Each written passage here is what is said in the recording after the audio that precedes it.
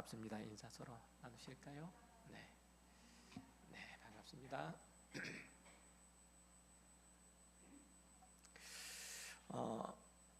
하나님의 은혜 가운데 우리 가까운 교회 40일 새벽 기도에 아직 붙어져 있는데 은혜 가운데 잘 마쳤습니다. 교회가 우리 가까운 교회 40일 새벽 기도 1차, 2차를 잘 마친 기념으로 준비한 작은 기념품이 있으니까 뒤에 한 가정당 하나씩 이렇게 가져가시면 될 것 같습니다. 가정이 두 가정인 분들 있으시잖아요.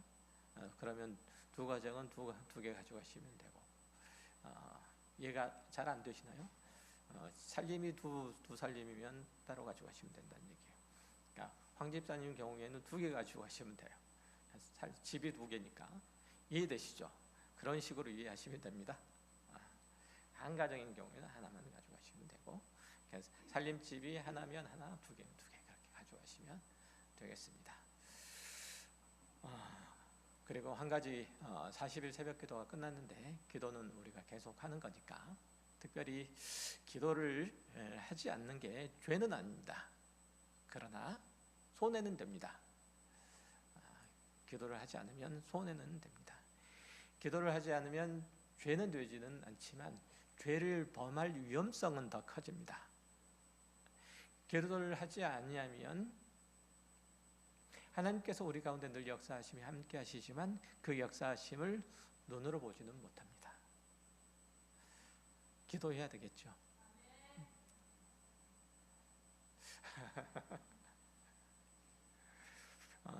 기도를 꼭 우리 가까운 교회에 속해 있는 모든 가정과 가정에 속한 이 모든 일들, 그리고 교회에 속한 모든 일들이 주 안에서의 회복과 부흥을 이루어가기 위해서는 기도가 필수적입니다.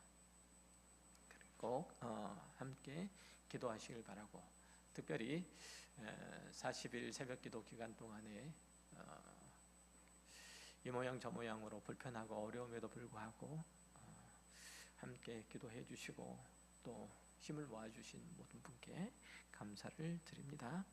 그리고 오늘 예배 끝나고 우리 공동회에 있으니까 모두 참석해 주시고, 아마 여기에 공동회에 참석 안 하셔도 되는 분이 아마 없을 거예요. 다 세례교원 이상이시니까 참석해 주시고, 1년 동안 저희 교회가 어렵고 힘듦에도 불구하고 하나님께서 허락하여 주신 은혜 가운데 잘 이렇게 한 해를 또 지나왔음을 이번 공동회를 통해서 확인 한번 하시고, 또 내년에 어떤 사역들이 이루어지는지 보시고, 뒤에 이제 매년 붙여놓는 거지만 확인도 해보시고, 아쉽고 또 아쉬운 거는 그 봉사 신청서를 신청해달라라고 부탁을 드렸었는데 거의 아무도 안 하셔가지고 좀 아쉽습니다. 적극적으로 교회는 우리가 만들어가는 것이 누가 와서 대신 만들어주는 게 아닙니다. 꼭 함께 교회를 이뤄간다는 마음으로 십시일반 내가 교회 한 귀퉁이를 든다는 마음으로 교회 일들을 감당해 주셨으면 감사하겠습니다. 오늘 말씀 함께 나누도록 하겠습니다. 자, 오늘 우리는 하나님이 한 분이시고 그분의 섭리 안에서 우리가 어떻게 자유롭게 살 수 있는지를 나누고자 합니다. 사실 우리의 신앙생활, 그것은 매 순간순간마다 선택의 연속이죠. 결정의 연속입니다. 아침에 일어나서 하루를 시작하면서 우리는 수많은 결정들을 내립니다. 무엇을 먹을지, 무슨 말을 할지, 누구와 어떻게 시간을 보낼지, 무슨 일을 어떻게 해야 될지에 대한 선택.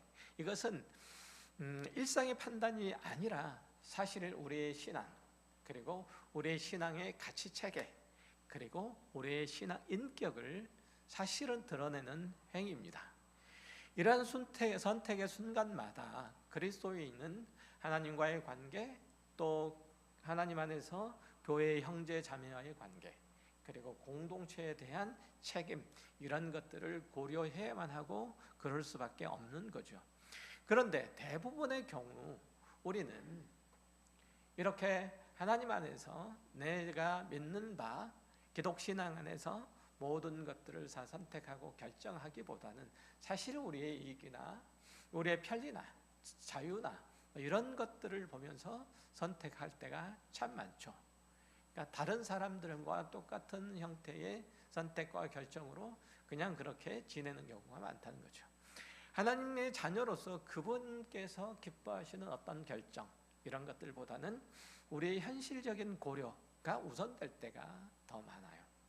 오늘 본문 고린도전서 8장은 이런 선택의 문제를 다루고 우리가 그리스도인으로서 어떻게 행동을 해야 될지, 결정을 해야 될지 깊은 통찰을 제공해 주는 말씀입니다.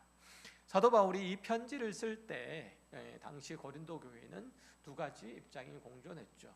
지금 몇 주째 이 부분은 계속하고 있는데 어쨌든 일부 성도들은 신앙의 자유를 강조하면서 우상에게 바쳐진 이 제물을 먹는 것, 그건 아무런 문제가 안 된다. 왜? 우리가 쓸데없이 제약을 받아서 좋아하는 고기를 금해야 되느냐라고 주장을 했죠. 그들은 거리낌 없이 시장에서 고기를 사 먹었고 심지어는 이방의 신전에 제물로 바쳐진 고기를 먹으면서 신전 안 사람들과 함께 식사하는 일들, 교제하는 일들을 마다하지 않았던 거예요. 그러나 또 다른 성도들은 이 우상에게 올려진 제물을 먹는 것에 대해서 커다란 걸림을 느꼈던 거죠. 그리고 저 사람들은 어떻게 이방의 신전에 들어가서 그 신을 섬기는 사람들과 함께 먹을 수 있지? 함께 교제할 수 있지? 도대체 저 사람들은 기독교 신앙의 가르침을 따르는 사람인가 아닌가?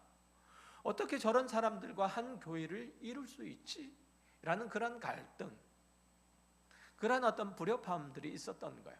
그러니까 고린도 교회 안에는 이런 문제들로 적지 않게 갈등들이 빚어지고 발생을 했던 거죠. 오늘날 우리의 신앙의 현실들 속에서도 사실은 비슷한 갈등과 분쟁들이 얼마든지 야기될 수 있어요. 이 사람, 저 성도, 이 그룹, 저 그룹 사이에 서로 갈등이 또 알력이 있을 수 있다는 얘기죠. 어떤 성도는 신앙의 자유를 주장을 하고 자신의 선택이 옳다는 것을 강조하지만 그 일들이 다른 이들에게 얼마든지 상처가 되거나 공동체를 흔드는 행위가 될 수 있고, 어떤 이들은 내가 주님께서 허락하여 주신 복음의 말씀을 따라 순종하며 살아가는 것들이 다른 사람들을 옥죄고 그리고 오히려 자유를, 신앙의 자유를 억압하고 그리고 율법의 굴레 안에 씌우기도 하고, 이런 일들도 얼마든지 있을 수 있다는 거죠. 바울은 이러한 문제들을 매우 현실적이고 명확하게 지적한, 본디신은 하나님 한 분뿐이고 우상은 사람의 상상력으로 만들어진 것이기 때문에 거기에 바쳐진 제물을 먹는 게 문제가 되지 않는다. 하지만 우상의 제물을 먹는 것을 꺼리고 제약시하는 그런 공동체의 식구들이 있는데 그들의 마음과 그들의 시선을 무시하고 먹는 게 뭐냐 도대체. 그는 이제 사도 바울은 더 거기서 한마디 더 강조하죠. 그렇게 되면 하나님께서 사랑하시는 형제 자매를 실족하게 하고 교회를 어지럽게 하는 일들이 되지 않느냐는 거죠. 이렇게 지적했던 거죠. 교회와 성도의 덕을 세우기 위해서라도 그렇게 하지 말라고 권면해요. 목소리가 좀 잠겨서 답답하시죠? 제가 40일 새벽 기도를 열심히 하다 보니까 목이 잠긴 것은 아니에요. 갑자기 이 공기가 건조하고 그래서 잠긴 것 같은데 죄송하고, 어쨌든 그럼에도 불구하고 잘 들어주시면 감사하겠습니다. 듣고 계시죠? 자, 그래서 오늘 본문을 통해서 사도 바울이 전하고자 하는 이 핵심은 아주 명확해요.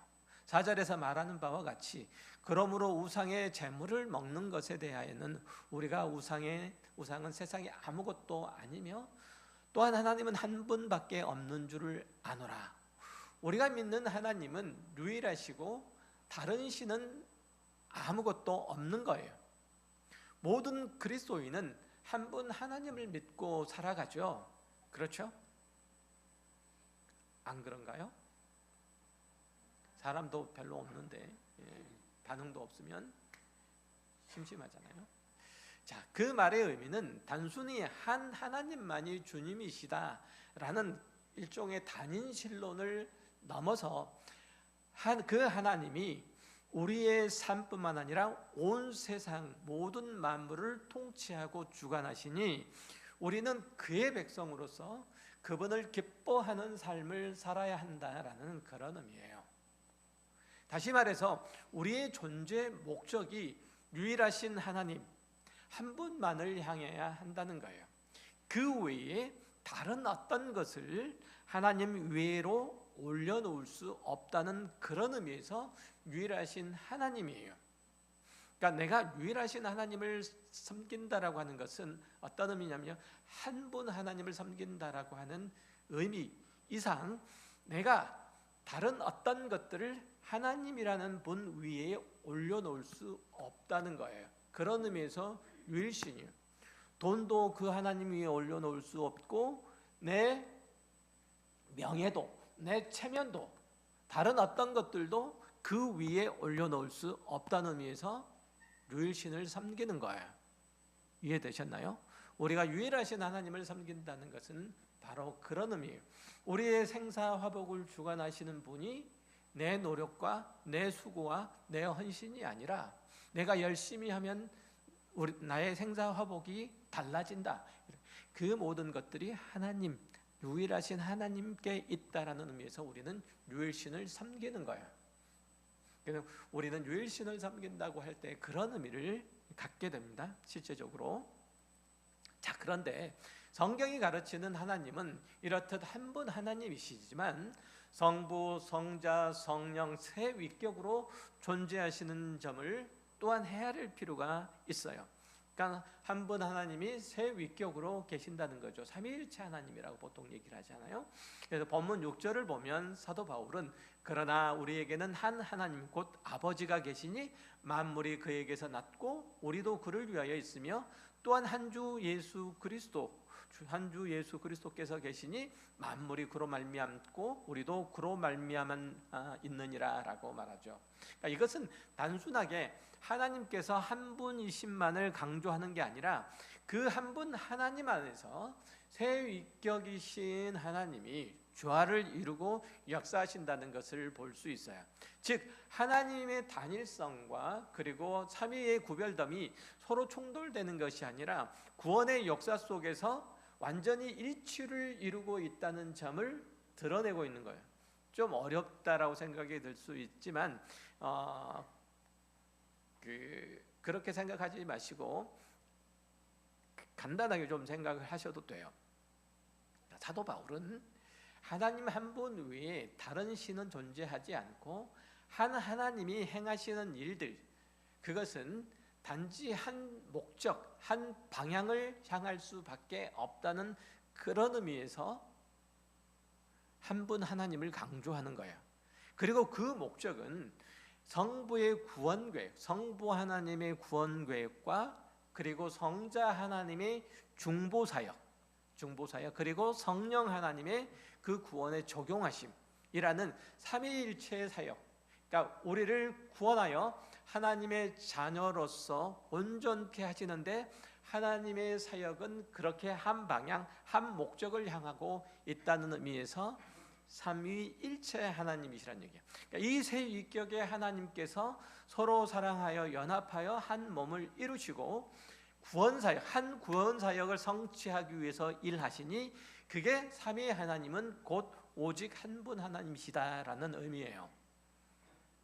그러니까 세 분 하나님이 계신 것 아니고 세 위격인 하나님이 각각의 위격대로 서로 따로 이렇게 사역을 하시는 것이 아니라 하나의 일들을 행하시는데 우리의 구원과 그 구원의 완성을 위해서 일하신다라고 생각하시면 돼요. 이해되셨나요? 따라서 우리가 공동체 내에서 그리스도의 구원을 이루기 위해서 서로 사랑하고 서로 덕을 세우는 일들 하는 건 역시 그 유일신 신앙을 고백하는 일들이에요. 우리도 역시 마찬가지로 우리 각자의 구원을 위해서 하나님의 부르심에 응답할 뿐만 아니라 하나님의 말씀에 순종하고 하나님께서 주신 신앙의 도를 따라 행할진데, 우리 자신뿐만 아니라 공동체 안에서 서로를 그렇게 하나님의 구원 목적을 따라 격려하고 위로하고 함께 세워가고 덕을 끼치는 방향으로 나아가야 한다는 의미예요. 그래서 우리는 또한 한 하나님을 믿는 거예요. 어렵습니까? 대답을 안 하시네. 어려우세요? 이해 안 되세요? 안 되시나 보네. 자, 우리가 한 하나님을 믿죠. 하나님께서는 삼위일체 하나님으로서 우리 구원 사역의 완성을 위해서 일하신다 그랬죠. 한 목적을 위해서 성부와 성자와 성령 하나님이 일하세요. 그렇죠?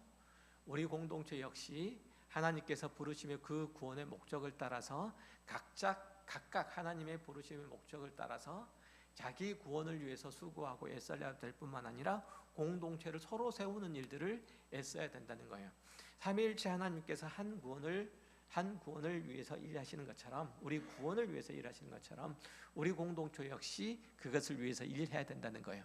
만약에 우리가 한 하나님을 섬긴다면, 이해되셨어요? 간단하게 얘기하면 그 얘기예요. 뭐 이런저런 얘기했는데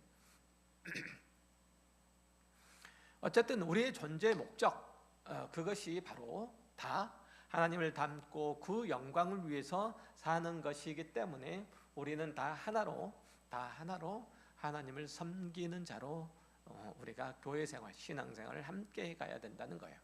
그런데 고린도 교회 성도들 중에서 상당수가 가지고 있었던 신관, 그러니까 신에 대한 관념 자체가 헬라 문화의 영향을 많이 받았어요. 그리스 신화 속에 나오는, 헬라 신화 속에 나오는 그 신들은 인간 세계 가운데 내려와 가지고 변덕스럽게 행동을 해요.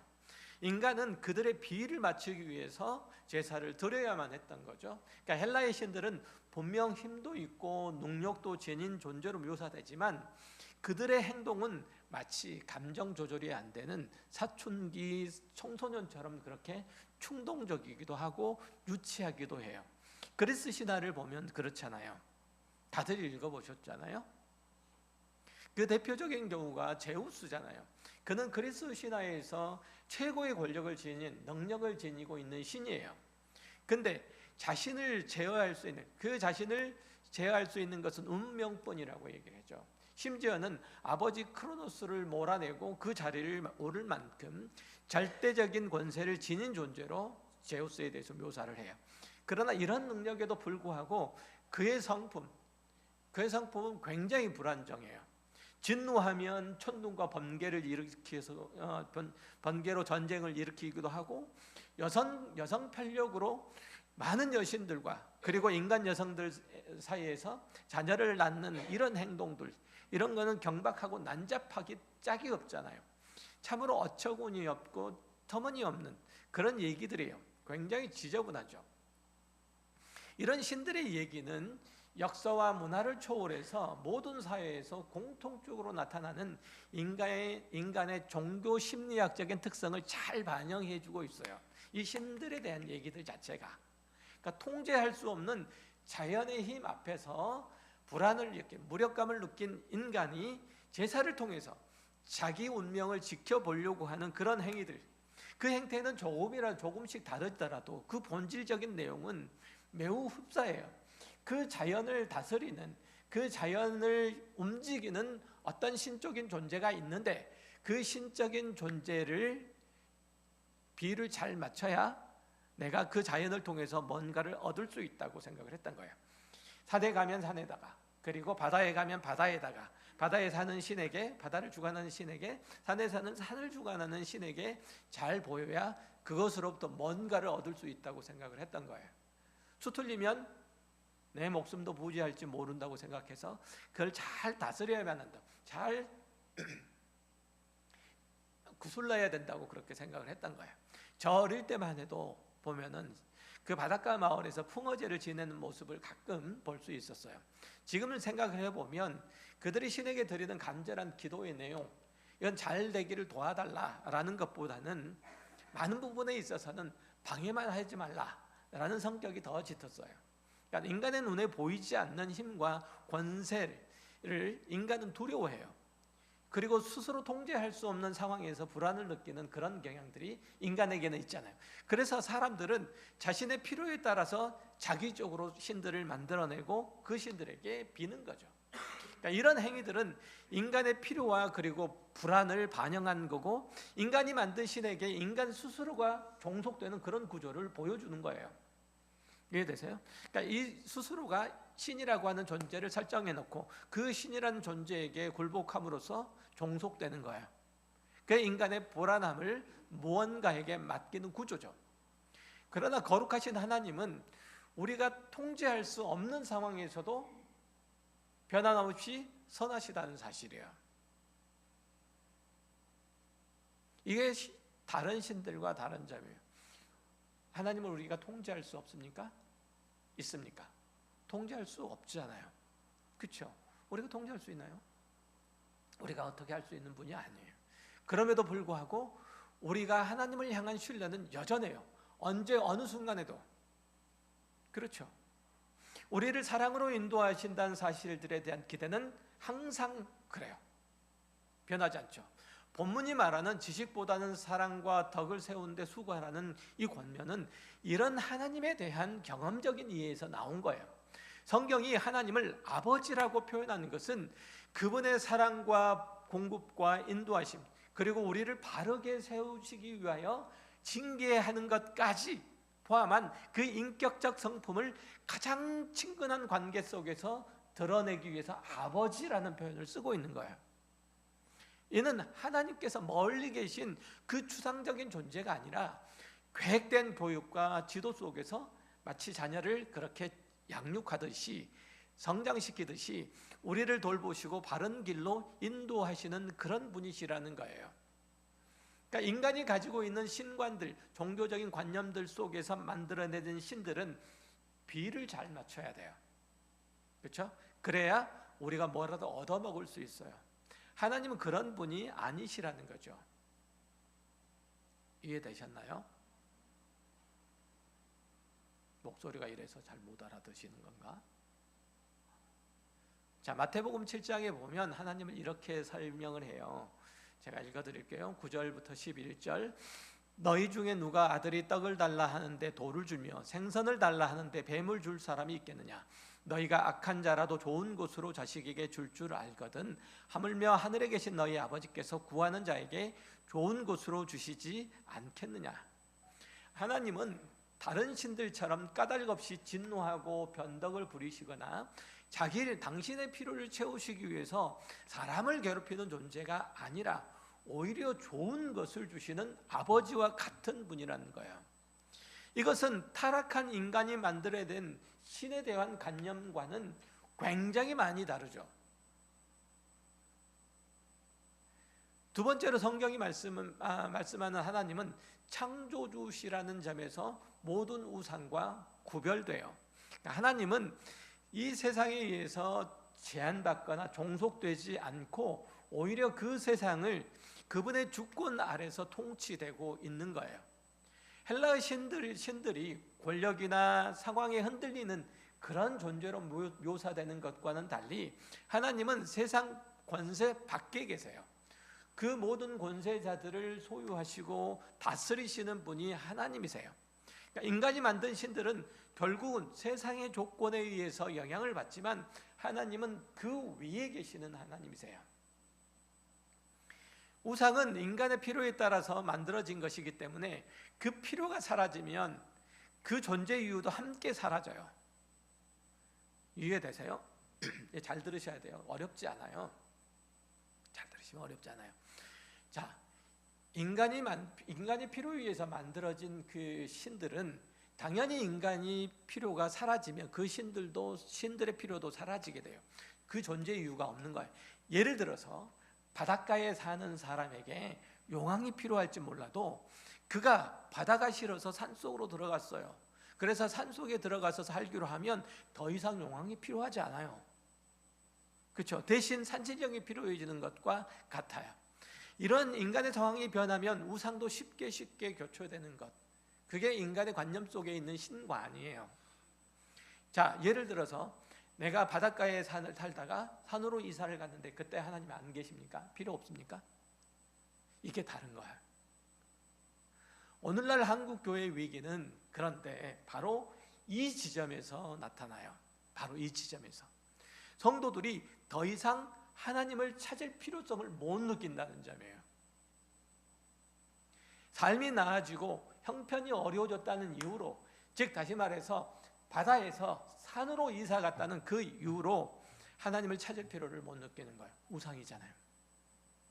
내 삶의 형편이 나아졌다는 이유로 하나님께 매달릴 필요가 없어진다면 그는 유일하신 하나님을 믿는 게 아니라 상황을 따라서 신을 소비하는 것에 불과해요.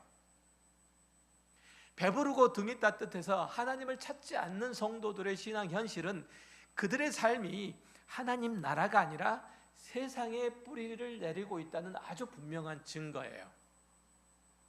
어떤 이는 부족함이 없어서 하나님과 멀어지고, 어떤 이는 기도의 응답이 없다는 이유로 하나님을 떠나버린 거예요.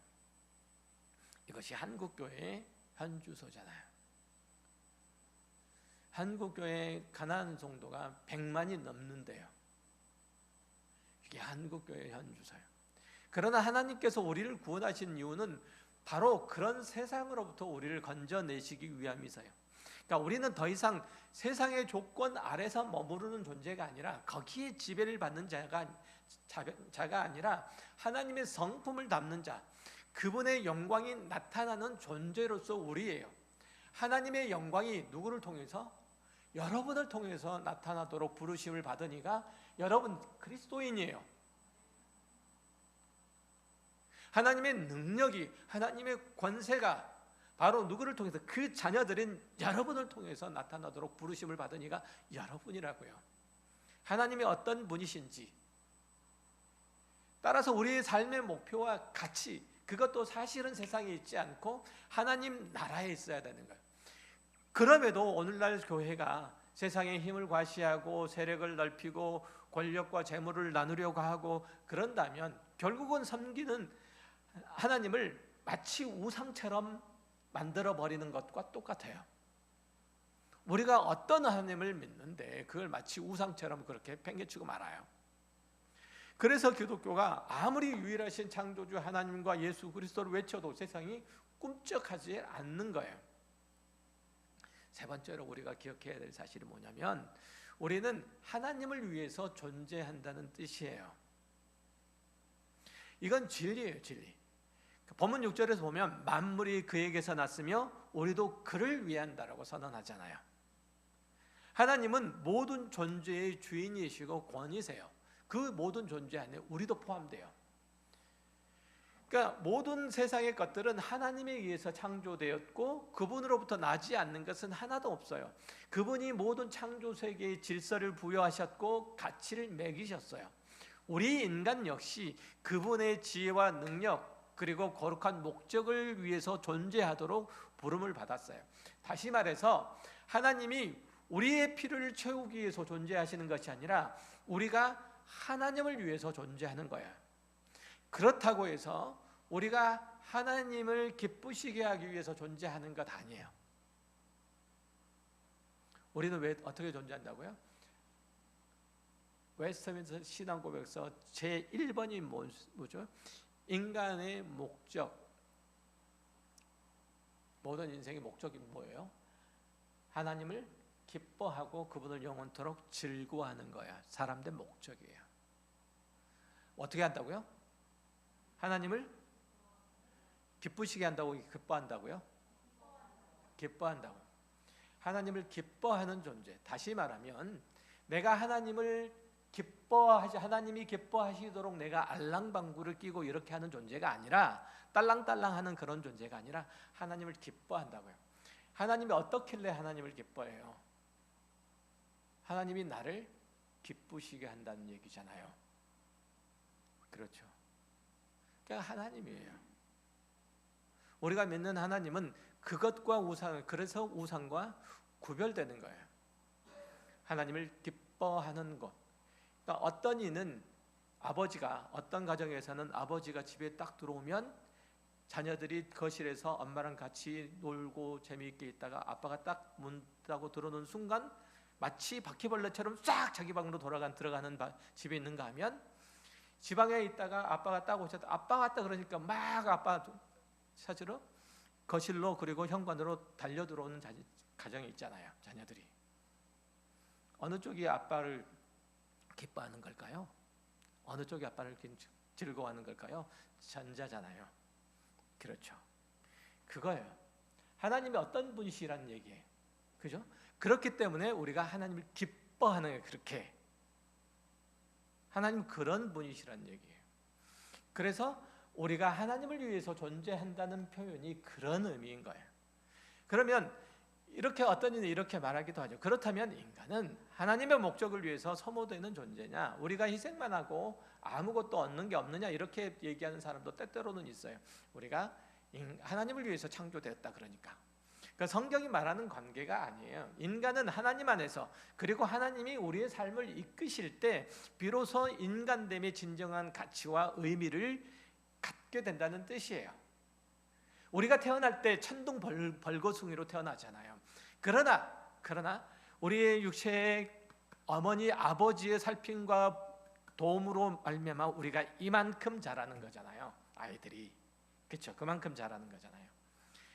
그것과 똑같아요. 인간은 하나님 안에서, 그리고 하나님이 우리의 삶을 이끌 때 비로소 그렇게 가치를 갖게 되는 거예요. 화가가 빈 캔버스를 이렇게 손에 쥐고 스케치를 하고 색을 짚어서 하나의 아름다운 예술 작품을 완성하는 것처럼, 인간 역시 하나님 손에 붙잡힐 때 비로소 그 존재의 목적과 빛을 발하는 거예요. 이것은 종속이 아니라 존재의 완성이에요. 빈 캔버스가 화가의 손에 붙들리지 않으면 그건 그저 종이 조각이잖아요. 그러나 화가의 손에 들어갈 때 비로소 그것이 작품으로 승화되듯이 인간과 하나님과의 관계도 그것과 같아요. 참 의미와 영광은 하나님께로부터, 우리가 하나님께 순종하면 하나님께서 우리 안에서 당신의 영광을 나타내신대요. 별로 전혀 기쁘시지가 않나 봐요. 오늘 바울이 본문에서 말하는 신과는 그렇듯 추상적이고 철학적인 개념이 아니에요.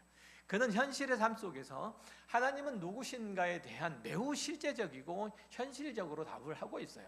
바울은 하나님을 아는 지식이 공동체 내에서 서로를 세우고 사랑하게 만드는 힘으로 나타나야 한다는 거예요. 다시 말해서 하나님에 대한 바른 신가는 곧 그리스도의 공동체의 삶의 방식으로 드러나야 된다는 거예요. 하지만 아쉽게도 고린도 성도들 중 일부는 학문과 지식의 틀로 하나님을 규정하고 그 기준으로 서로를 평가하고 우열을 가리려고 했던 겁니다. 지식적으로만 하나님을 이해하고 평가하려고 했다. 그러니까 우상 제물을 먹느냐의 문제로 옳고 그름을 따지는 공동체가 갈등한 원인도 그거인 거예요. 이게 옳고 그르냐만 따지고 만 거죠. 그건 아니라는 거잖아요. 신앙의 원리는 단순해요. 방향이 하나님께로만 향하고 있다면 그 자체로 귀한 시작이에요. 그 안에서 속도가 다르고 과정이 다르고 할 수 있어요. 마치 마트에서 장을 볼 때, 식료품을 살 때 어떤 사람은 미리 마트를 가기 전에 목록을 쭉 작성하는 사람이 있죠. 그래서 빠르게 그것만 사가지고 나오는 반면, 또 어떤 사람은 둘러보면서 천천히 고르는 스타일도 있어요. 둘 중에 누가 낫다, 누가 맞다라고 할 수 없어요. 마찬가지로 신앙도 각자의 기질과 성향만큼 다양해요. 그 차이를 비난하거나 비교하지 말고 서로의 신앙 여정을 존중하는 것들이 필요해요. 이게 덕을 세우는 거예요. 사실 사람은 자라는 환경과 성향에 따라서 신앙의 형태가 조금 다를 수밖에 없어요. 어떤 이는 장로교 전통 속에서, 또 다른 이는 감로교 전통 가정에서 자라서 서로 다른 신학적 체계를 가지기도 해요. 이 다양성들은 교회 공동체 안에서 하나님의 은혜의 풍성함을 드러내는 기회가 되기도 해요. 다 똑같으면 어떻게 되겠어요? 그렇죠. 다 똑같으면 어떻게 되겠어요? 고린도 교회의 우상 제물의 문제도 같은 시각으로 바라봐야 되는 거예요. 신앙이 성숙해 앞서가는 사람이 있는가 하면 연약함 때문에 천천히 따라온 사람도 있어요. 그렇기 때문에 우리 서로가 인내와 그리고 배려의 눈으로 서로를 격려하고 위로하고 그 눈으로 바라봐주는 태도가 중요해요. 그 안에서 공동체의 사랑이 실현이 되는 거죠. 그럴 때 비로소 모든 것이 가능하지만 다 덕을 세우는 건 아니다. 모든 것이 가능하지만 다 유익한 것은 아니다 라는 말이 사도 바울의 권면이 생생하게 우리에게 다가오죠. 본문에서 바울의 권면을 이렇게 정리할 수 있어요. 우상은 실체가 없는 존재이지만 그렇다고 해서 우상을 섬기는 사람들을 무시하거나 공격해서는 안 된다. 이거 굉장히 중요한 얘기예요. 이걸 신앙이라고 얘기하시는 분들이 있어서 그래요. 무당집 앞을 지나가면서 저주하고 지나가시는 분들이 있죠. 그렇죠? 우리는 혈기에 있을 때 그렇게 많이 했어요. 그게 마치 신앙인 것처럼. 그렇죠? 그들의 어리석음을 꼬집고 인격적으로 비난한다고 해서 기독교 신앙이 자기 신앙이 사실 드러나는 것도 아니에요. 사람들이 기독교를 배타적이라고 말하는 이유도 실제로는 이런 공격적 태도에서 비롯되어 말하는 거예요. 그러니까 이런 분들 있잖아요. 전철 안에서 스님이 탔는데 그 스님에게 복음 전한다고 다른 사람은 놔두고 그 스님에게 가가지고 면박을 주고 예수 안 믿으면 지옥 가 이런 얘기를 하고, 그게 바람직한 얘기예요? 결코 바람직하지 않아요. 그게 뭐예요? 그러니까 그리스도인은 하나님과 맺은 인격적인 관계에서 흘러나오는 그 온유함으로 유일하신 하나님을 증거하는 거예요. 오죽하면은 그가 머리 갖고 산속으로 들어갔겠어요. 오죽 힘들고 오죽 괴롭고 오죽 번뇌에 찼으면 그렇겠어요. 안 그렇습니까? 그러면 욕을 해야 됩니까? 아니면 긍휼히 여겨야 됩니까? 그렇죠. 근데 우리는 욕해요. 그게 신앙이라고 생각을 해요. 어떤 성도들은 그래서 은혜를 많이 받았다고 하면서 오히려 목소리가 커지고 태도가 강경해지는 모습을 볼 수 있어요. 그러나 참된 은혜는 사람을 겸손하게 하고 낮추고 스스로 자격 없음을 깨닫게 해서 고개 숙이게 하는 그런 힘이에요. 겸손케 하는 힘이에요. 은혜란 받을 능력도 없는 자에게 베풀어진 호의이기 때문에 그 은혜를 경험한 사람은 오히려 땅에다가 코를 박고 다른 이들에게 미안한 마음을 갖는 거예요. 나만 예수 믿어서 어떻게? 이런 마음이 있어야 되는 거예요. 나만 예수 믿어서 어떻게? 이런 마음이 있어야 돼요. 이 겸손함이 세상 앞에서 우리 신앙을 가장 확실하게 드러내는 방법이라는 거예요. 하나님은 우리 같은 자를 무시하거나 지나치지 아니하시고 직접 찾아오셔서 만나주시고 자녀 삼아주신 분이세요. 그렇기 때문에 우리가 받은 은혜를 삶 속에서 겸손히 실천하시고 주변의 사람들에게 주의 사랑과 배려를 흘려보내는 것이 곧 하나님을 드러내는, 하나님의 영광을 나타내는 길이라는 사실을 기억하시기 바랍니다. 이번 일주일 우리의 말과 행동들 속에서 유일하신 하나님을 고백하면서 살아가는 이 결단을 하시든 또 이 승리를 하시는 복된 저와 여러분의 한 주간이 되시기를 주의 이름으로 축원합니다. 기도하겠습니다. 하나님 아버지 감사합니다. 하나님께서는 한 분 하나님이십니다. 우리가 다른 어떤 것으로 그 위에 놓을 수 없고 다른 무엇보다 자랑할 수 없고 다른 누구보다 기뻐할 수 없습니다. 하나님만이 우리의 유일하신 하나님이십니다. 이 사실 안에서 우리가 참된 평안을 얻게 하시고 이 사실 안에서 성도들 간의 서로 사랑과 덕을 세울 수 있도록 해주시고 이 사실 안에서 이 세상을 향한 하나님의 은혜를 얻은 자의 그 겸손함과 그 온유함이 있게 하여 주옵소서. 그래서 우리를 만나는 모든 사람이 하나님의 은혜의 영광 가운데 있는 우리를 보게 하여 주옵시고 그리스도의 십자가 그 복음이 우리 안에 선명히 새겨지는 것들을 보게 하시며 그로 말미암아 그들도 영원하신 하나님, 은혜의 하나님, 유일하신 여호와 하나님을 알게 하여 주옵소서. 우리를 주의 도구로 주님 친히 삼아 주옵소서. 감사드리며 예수 그리스도 이름으로 기도했습니다. 아멘.